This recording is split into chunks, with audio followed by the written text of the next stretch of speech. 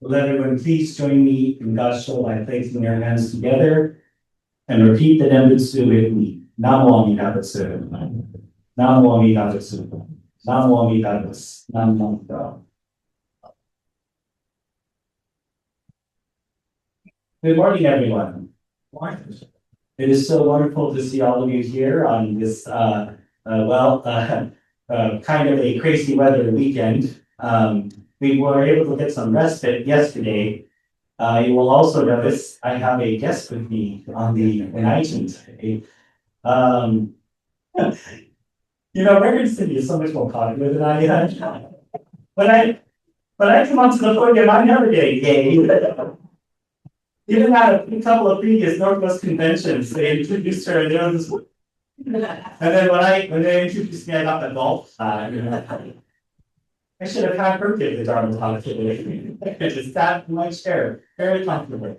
If you're wondering why Reverend Cindy is with us today, as well as some other guests from our sister temple of White River, sadly it is because the area surrounding White River has suffered some pretty bad flooding, and there's actually been some evacuation orders that have been put into place as well. So just to be safe, they decided to cancel the service out of White River. So that's sad for them, but luckily for us, every time something like that happens, Reverend Cindy is so voluntary, it has graciously volunteered to help me officiate service.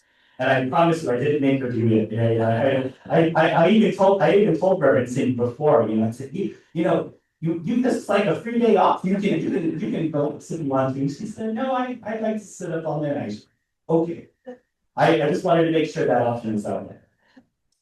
So welcome to our service. Last weekend, we had a wonderful Bodhi Day service, which is the service that we commemorate the enlightenment of Shakyamuni Buddha underneath the Bodhi tree.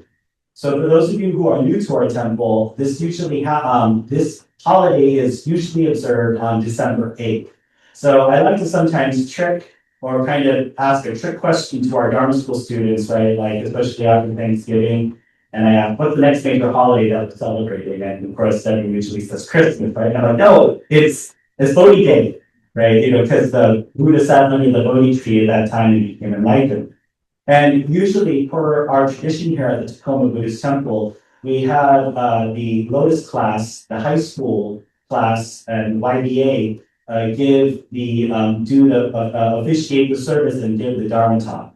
And I am very, very happy to say that Tamsin did a wonderful Dharma talk, and it was very heartfelt and very honest. And again, just it really surprises me just how wise our younger members are. And every time we underestimate how smart young people can be, just listen to some of their Dharma talks, and it's very eye-opening. So one of the things that I wanted to talk about, especially with Tamsin's Dharma talk, right, was talking about sometimes the anxiety that we feel, right? Because Tamsin spoke about, and sorry, I hope it's okay that I'm talking about this, but she talked about how she sometimes feels very, filled with anxiety because she's afraid sometimes that she's not going to give the best Dharma talk or, do a task like the best that it can be. And all of us here in the Sangha, go through that as well. Maybe not in every task that we do, but when we have a presentation, when we have to, when we actually have to give a report or something, or on a job, or we have to meet with investors, right? Various aspects of our lives. There are so many things that we feel a real great sense of anxiety. Or if you get into a new relationship, meeting your significant other's family for the first time, that can fill us with anxiety. And a lot of that has to do with how we view ourselves sometimes, right? And that is because we know for a fact that we're not perfect. We know that we are flawed and that, we are human beings. And again, when I say we are not perfect and that we are flawed, I'm not saying we're bad people, right? I'm not saying that at all. We are human beings who are unenlightened and who make mistakes from time to time.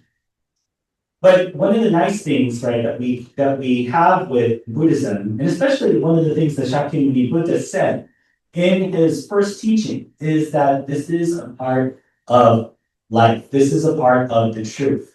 And what is the first noble truth of the Buddha?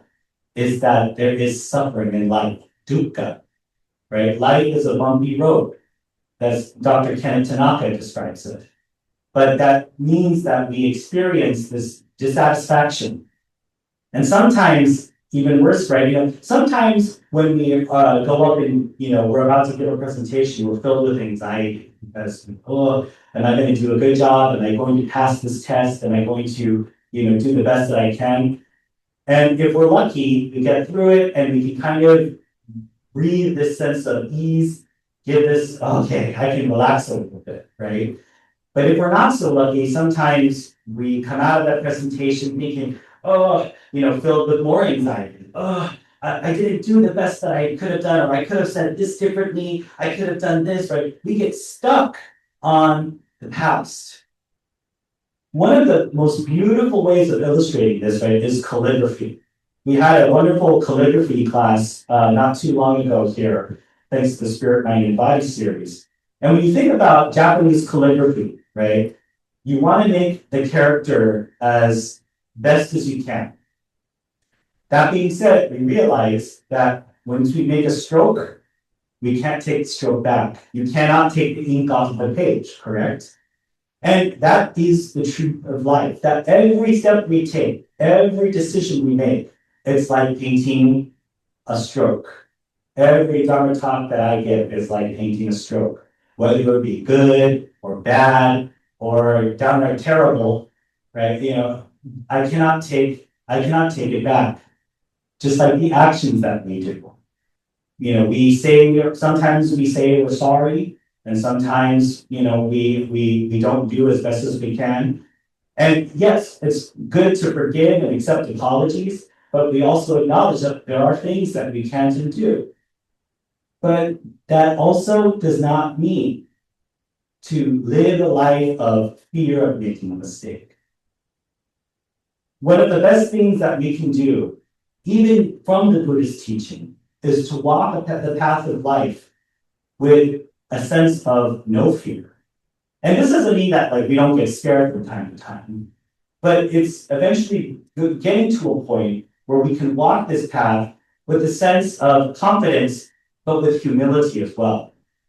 There always seems to be such a fine line between confidence and arrogance, doesn't there? Right? When we look at the image, right, on the wall here, there's a picture of the white path, and there's a river of fire and a river of water that surrounds it. And the path that we walk is so tiny. We think this red path here at the center of the temple might be narrow, but the path that we walk in life is even more so. Which means that every now and then, the river of fire, which represents our anger, our hatred sometimes, all the, very big emotional feelings that we feel, and then water, which is our lust, our greed, right? That washes and splashes or burns us from time to time. And yet we still are expected to walk the path forward, right? We may get burned, we may get wet, and yet we still have to walk the path forward. Which means, right, that we should not be so caught up on regret, that we should not be so caught up on anxiety about the future. So, the Buddha taught us about the present being here and now, right? This doesn't mean wing everything and don't prepare, but this means that we prepare as best as we can, and then we execute that plan, and it may not be perfect. In fact, 99 out of 100 times, it probably isn't 100% perfect. And that's okay. Now, again, but at the same time, it doesn't mean, be satisfied with not doing your best, right? I'm not saying that, people don't do their best, but that also means that we should also continue walking forward, looking at what to improve. This is actually why I think Buddhism is so helpful for us. Why Buddhism is a religion of, self-introspection, of looking at ourselves. Not just looking at and judging others, but really taking an honest look at ourselves. And again, we should also give credit where credit is due. When we actually do well, and by the way, Tamsin, you did a wonderful job again, we should actually take those compliments too. Right? This doesn't get braggy or get arrogant, but if a person gives you a genuine compliment saying you did a wonderful job, receive the compliment with humility. Thank you so much. Right? But that also doesn't mean sometimes when people go, you did such a great job, I know. Like, I don't want to deal with this person. But other times, right, you did such a wonderful job. Oh no, I didn't. I did a terrible job. I don't ever want to give a Dharma talk again. Just take the compliment, right? This is the path of Buddhism, right? Realizing that there isn't just like black or white. Maybe we did fumble on some of the words, or maybe things weren't prepared for some things weren't prepared for in the best way. But judging from Tamsin's Dharma talk, and from your own admission, you prepared a lot. And in fact, actually, there's also such a thing as trying to prepare too much, right? Because then you get so caught up on the detail, then you don't let things flow naturally either. So there's always a balance, right? And this is where it comes to the ultimate message of the Buddha in Mahayana teachings, the middle path. Okay, the middle path. Going back on the story of the Buddha, what do we remember? When Buddha was born as Prince Siddhartha, he was raised in a life of ultimate luxury. I mean, this is dangerous for kids to hear because, when they hear this story, they think about Prince Siddhartha being raised in a luxurious palace and never being told no. Anything he wanted, he could get. His father never denied him anything. I want this, right? I'm certain all you Dharma school kids want things still. I want things still. By the way, I have to buy my winning lottery ticket still, right? But again, right? We all want things. But if I could actually get it, right, then that means I might be happy. But and we realize Siddhartha is the perfect story of why that's not true. If I can get this thing, if I can only get that winning lottery ticket, if I can get this perfect Dharma talk, if I can get, then I'll be happy, right? Siddhartha, lived that life, and it didn't work. But then he went the extreme the other way. I denied myself everything. I denied myself, food. I denied myself any type of luxury. If there's like any type of a luxurious item, like a sashi, like a omakase or something like that, I'm not going to take it. Right? In fact, I'm only going to eat like drink the morning dew on the blades of grass, and then I'll eat that grass for my nutrients. There's some pretty scary statues of Siddhartha when he was on this path, showing an emaciated body. A person like skeletons. You can see the skeleton coming out of through his skin, right? That didn't work either. Because he went too much of the extreme in the opposite direction. It wasn't until Prince Siddhartha accepted a bowl of rice milk from a woman who passed by that he realized, I've been doing this completely wrong. There is a middle path, a balance that I can actually do that will get me to enlightenment. And it is the same with all of us here, right? Do I expect you all to come to temple every day? No. Every Sunday? Maybe not, hopefully, right? Hopefully you get something out of these messages or the chanting or the ambiance of the temple. But there is a middle way, right? I think sometimes too, I've met people who come to a temple and they give too much of themselves and they burn out. And then there are sometimes people who come and I never see them again. Oh gosh, that was my fault. I probably didn't say the right thing or give the Dharma talk. But either way, I still show up, And this is, I'm saying this is in terms of all of you, right? With your jobs or with your school. You might have a bad day at school. You might have a bad day at work. And at the same time, you still show up the next day, right? Now, again, this doesn't mean, subject yourself to abusive and like unreasonable situations. But sometimes having a bad day doesn't mean, giving up. Having a good day, having a wonderful day, doesn't mean relax to the point where you become careless, right? There is a balance to everything. So with this in mind, Dharma School students, as we approach the end of this year, think about your year. Think about it critically. What were some of the highs in the year? What were some of the lows? What can I do better? What are some of the things that I can do that can improve the situation around me? All right? These are these serious questions that we as Buddhists need to continue asking ourselves. So with this in mind, I would like to commemorate and once again thank the Lotus class for giving such a wonderful Bodhi Day service this past weekend. And I really listened to your Dharma talk, and it was a wonderful talk and a very honest one. And all of us need to be honest about ourselves as well. What are our shortcomings? What are we good at? Right? We should never be so arrogant, but we should also not be falsely modest. Thank you all very much for joining this first part of the service of the Dharma School. Please join me in Gasho. And repeat the Nambutsu. Namo Amida Butsu. Namo Amida Butsu. Namo Amida Butsu.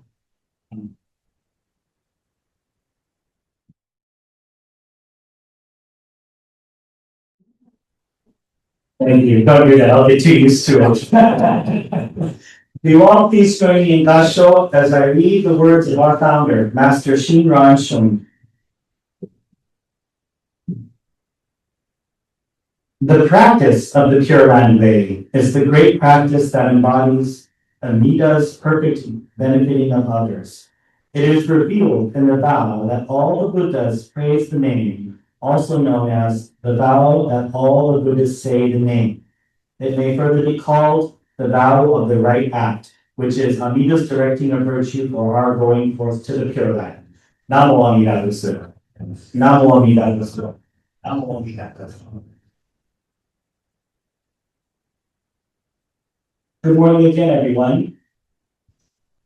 So, for those of you who are new to the temple, there about every other month we have a wonderful new.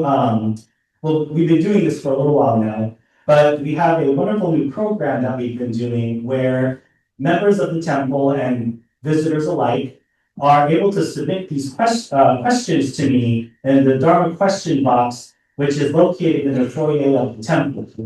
So once, and about every other month, at the end of every other month, I actually take time to answer some of these questions for the adult portion of the Dharma talks, because many of you have really interesting questions. So without further ado, let's get right into some of these, because this is the last regular Sunday service that I'll be doing in the year of 2025. All right. So the first question is,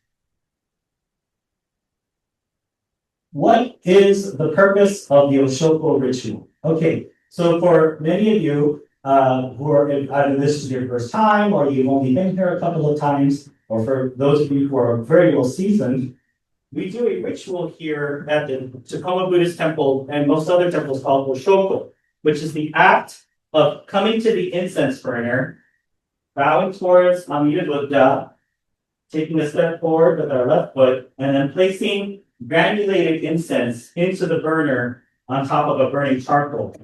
This will allow smoke to come up, and then we place our hands together in Basho and recite the name Namo Amida Butsu, and then do a bow, come up, take a step back with our right foot, and bow again, and then that is the Oshoko ritual that we do. So to answer this question in multiple parts, first I must address that in Buddhism, all schools of Buddhism, there's ritual and acts of burning incense. And even when preparing for service today, you may see little like or big bowls or like iron bowls or anything along the line. Those are also meant for incense as well. First off, this is an act of purification. It's supposed to be an act of spiritual purification. And various schools of Buddhism, they also teach us that the smoke that comes up when burning incense, which produces a pleasant scent, or it's supposed to, will actually make the atmosphere and the environment right for listening to the Dharma. Okay, it brings us a sense of calm, and this is also other schools of Buddhism teach that the smoke actually feeds the ghosts in the realm of the 100 ghosts. Now, of course, Jodo Shinshu, we don't necessarily teach that, but we still actually act or we still offer incense or oshoko. We offer incense as an act of purification and quieting our minds, our busy heads, to be able to receive and listen to the Dharma. Okay. The other part is adding ritual to our religious practice. Human beings are ritualistic beings. We need ritual in our lives to actually help to help us go through our daily routines or to go through our weekly routines. Oshoko was actually a good part of this. So there's multi-layers to what's going on here. The last thing, right, is the scent itself. The scent is actually supposed to provide a clean, believe it or not, right? It's a purification. It's supposed to provide a clean sense of atmosphere because there were many people back in the day who would go and listen to the Buddha, and a lot of incense was burned because people would be walking for lots and lots of miles. So probably didn't smell very good. The interesting thing about incense as well is this is also done, of course, inside the temple, but if you go to Japan, you're actually supposed to do an incense ritual before you enter the temple, in the sense of purifying oneself. So some temples in Japan, many of them, have incense burners right outside the temple steps, and you're actually supposed to offer incense and cleanse yourself before coming inside. When you go to Shinto shrines, it's a little bit different because they have the water, the kami water that you're supposed to use to wash your hands, rinse out your mouth before you enter the religious space. So the same thing with Buddhism. But it's also, when you think about it, it's a ritualistic act of finality as well.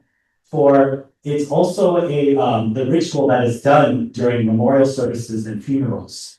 It gives people a real good sense of closure and a real good sense of religious calm when performing or when actually participating in a funeral or memorial service for a departed loved one.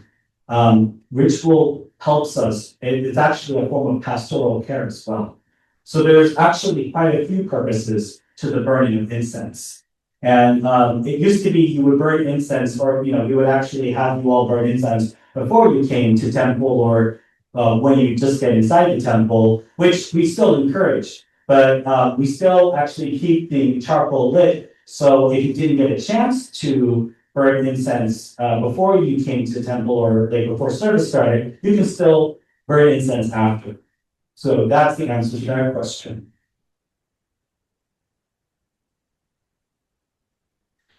In Shin Buddhism, is there any practices involving chanting the names of the great bodhisattvas? Kanon, for instance. Ah, yes. So first, this is actually a very interesting question because first off, many depictions of Amida Buddha. We see pictures of Amida Buddha here, and or a statue of Amida Buddha here. But if you look at scrolls or other scrolls of Amida Buddha, you see the great Amida Buddha in the center, and then there's two other kind of Buddha-looking like people on either side of him. Okay, and these two bodhisattvas are Kannon Bosatsu and Seishi Bosatsu, or Avalokiteshvara and Mahasamaprapta. These two bodhisattvas represent or are, in a sense, the wisdom and compassion side of Amida Buddha, the wisdom and compassion arms of Amida Buddha. You actually know Kannon as Guan Yin. The Chinese would call her sometimes the goddess of mercy. It's actually, Kannon or Guan Yin is a very popular Buddhist statue sometimes to pray at, because she is known to bring mercy to us, okay? Now, the thing is that in Jodo Shichi Buddhism, we mostly say the name of like Amida Buddha. When we place our hands together and say Namo Amida Butsu, we're only saying the name of Amida Buddha. Namo Amida, Namo means I take refuge. Amida is Amida Buddha, and Butsu is Buddha. Okay, so that being said, though, if you go to Japan and if we ever do a service of like this in the United States, there are services and special services and chants that do actually chant the names of those other bodhisattvas like Kannon and Seishi. Okay, there's actually I don't have my chanting books, but there's a beautiful echo. Like Ganishiku Doku Ryoto Seisan. There's another one that we sometimes chant in special services that actually says the name of Avalokiteshvara or Kami. Okay. Other ones too. If we actually look at the scroll completely on your left, there are 7 Pure Land masters there. The 2 masters at the top are masters from India, masters Nagarjuna or Yuju and Vasubandhu. They're actually considered bodhisattvas as well. So in the chanting of the Shoshin Ge, we actually do chant their names. We, Yuju, Daichi, and then Tenjin Bosatsu. Okay, so we actually do mention them as well. And mentioning their names or chanting their names not only honors them, but also amplifies the teachings that they pass down to us as well. Okay, so it's important to remember that our teachings, the teachings of Jodo Shinshu or Shinran Shoni, right? Like even like this book, right? It doesn't happen in a vacuum, right? Shinran Shoni didn't just, oh, I just thought of this thing today. He actually read many, many texts, and a couple of them actually do come from people who are considered to be bodhisattvas, or those who have resolved, and those who have taken the path of becoming Buddhas. Okay, that's what a bodhisattva is. And then, this is an interesting one. One of the final questions that we have in this box is, can you be a Buddhist and a Christian? This is an interesting question. Okay, so first off, let me just answer this by saying you can call yourself anything you want. That's not my call to make. Right? That's you can call. I've heard people who call themselves like I'm a Christian Buddhist or I'm a Buddhist Christian or something like that, and I don't bother to correct them. And so this question really is, I think, a loaded question because I first have to ask, what is the thought behind the question first, right? Like there was actually a gentleman who came a couple of weeks ago who actually is a very devout Catholic and wanted to come here. And I said, first off, anybody is welcome to come to the temple doors and participate in service. That's thing number one. You can be a Christian, a Muslim, Baha'i, anyone, and if you're interested in learning some things about Buddhism or interested in joining us for a service, you are more than welcome to do so. You are welcome to come to the temple doors. This is a welcoming community, and you are welcomed here. So that's thing number one. Thing number two is that we also have to remember that Buddhism is not a monolithic thing, right? Buddhism is actually a pluralistic thing. So I'm in the camp myself that Buddhism is a major world religion because I believe that it is. But when we think about what this question might be asking, right, is can I partake in Buddhist rituals or Buddhist practices, right, while I'm still a Christian? And I think the answer to that is yes. There were Catholic priests who actually went to go visit Thich Nhat Hanh, and other ones who went to Jewish rabbis who actually did a Zazen session, right? That's more than okay. If people find beauty in, the practices of other religions, that's a wonderful thing. I think it's something that can bring the world closer together without dividing us and, making us feel like, we are better or inferior to others. if I'm also going to go on do a confession here myself, it's that I find Catholic Gregorian chanting to be some of the most beautiful music ever. And actually, there's a really neat video on YouTube that has a blending of Catholic Gregorian chanting and Buddhist Shonyo practitioners, chanting together. It's really beautiful sound. I find Muslim chanting, the opening call to prayer, to be really beautiful as well. There's so much beauty in the chanting. I'm a chanting nerd, and I went to the school in Kyoto to be so, but I find all chanting to be incredibly beautiful, and regardless of the religion. And I went and participated here in Tacoma, and I need to advertise this stuff. But usually the week before Thanksgiving, the interfaith group called Associated Ministries has an interfaith event at various locations here in Tacoma. This last one was at UPS, or University of Puget Sound. And at UPS, they have this huge chapel there that in all various members of the various schools of there's religions of like Baha'i, Christian, of course, Jewish, and Sikhism were there, and all of it was beautiful to me. So, can you be a Buddhist and a Christian? I mean, that's up to you. I think that's up to anyone who walks through the temple doors. Again, I'm not here to force doctrine upon you or to, force you to identify as one thing or another. But then when we get down to the nitty-gritty of this question here as well, when we consider ourselves Buddhists, right, what does that mean? Right? We have to ask ourselves that question. When we open up our services here at the Tacoma Buddhist Temple, we chant the Vandana Tisarana, right? Homage to him, the exalted one, the enlightened one, the supremely awakened one. And then Buddham Saranam Gacchami, right? I take refuge, I go to the Buddha for guidance. I go to the Dharma for guidance. I go to the Sangha for guidance, right? That's, when one actually, and I put this in quotation marks, converts or subscribes to Buddhism, usually pan all the schools, right? I mean, like all the schools of Buddhism that I know, that's part of the ritual of getting inducted into the temple or into that institution, right? Is that they actually proclaim there and then that they take refuge in the Buddha, they take refuge in the Dharma, and they take refuge in the Sangha. So that is there, right? I've gone to Catholic Mass before, and I chose not to accept the body and the blood of Christ.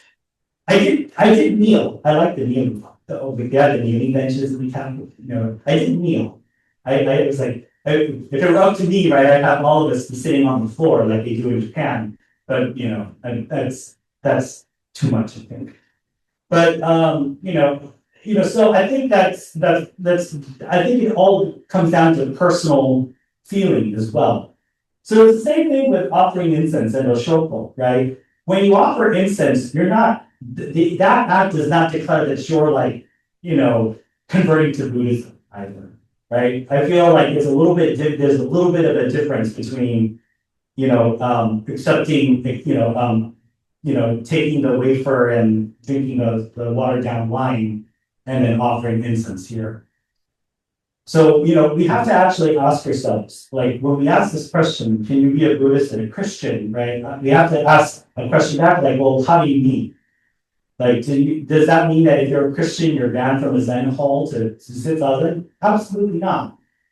But you also shouldn't go to a Zen temple or a Jodo Shinchi temple for that matter, expecting to hear me talk about, the Christian God or Jesus. So I think this is a very interesting question that we should continue, I think, looking at. Yes, there are those who don't consider Buddhism a religion, but we have to be careful about that as well when we say that. Because oftentimes when I hear people say, well, I don't think of Buddhism as a religion, I'm kind of like, well, I understand where you're coming from because we don't fit the paradigms of a monotheistic religion, right? But at the same time, we also have our own legends and lore, and actually, I should say, cosmology that Buddhism came from ancient Hinduic religions from the past as well. So Buddhism isn't this like modernistic thing, right? That has that is in existence, right? That just got developed from the 1980s. There's a lot of things that can be construed as modernism, but we also should never put Buddhism itself above the human equation. I get into debates all the time with another reverend who I'm not going to name, but about this subject as well. Because he wants to declassify Buddhism as a religion. I'd say, well, thing number one is if we did that, we wouldn't have our tax-free exemption. But on the other hand, I think that we have to be careful about when we do that or when we say that, because we have our own fantastical stories of origin. I mean, just look at the story of the Buddha himself, right? And you can kind of dismiss that as a mythos or legend, but we have to remember when the Buddha was born, when Prince Siddhartha was born, he was born from Queen Maya's right side, and he walked 7 steps as soon as he came out, and then pointed to the heaven and the earth and said, "I alone am the exalted one," right?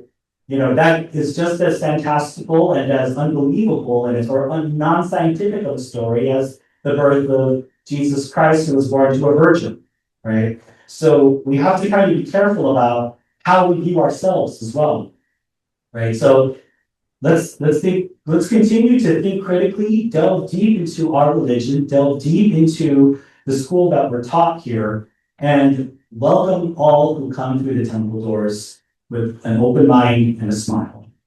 Thank you all so much for joining me today, and it's been a pleasure, and I sincerely look forward to welcoming you in the new year. The next service that I will be officiating and speaking at will be our New Year's Eve service, which will take place on January 31st at 10 a.m. So, sorry, December 31st. No, I'm already jumping ahead. See, isn't it wonderful? My plans. So, the next service that I will be officiating will be December 31st at 10 a.m. Please join me in Gassho. Namo Amida Vishnu. Namo Amida Vishnu. Namo Amida.